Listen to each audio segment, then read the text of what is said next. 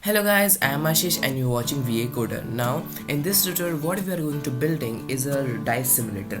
So what is a dice simulator? So if you have kept your dice roller somewhere else and you have a hard time finding it, you can use a Python script to simulate dice so that it will generate some random numbers between 1 to 6.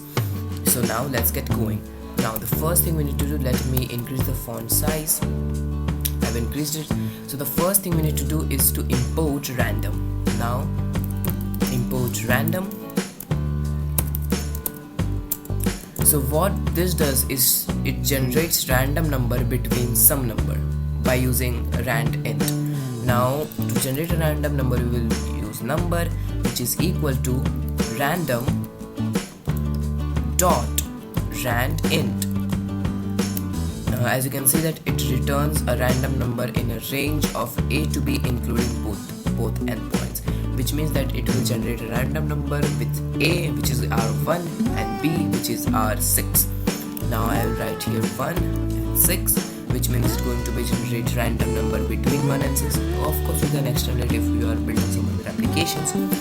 Now what we will do is print the number there and hit save and go to your terminal, and as you can see that we have script.py.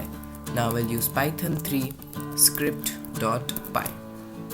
As you can see that is generating random numbers, but the thing is we don't want to do something like an up key and then enter to generate a random number. We can rather use the enter key to roll the number.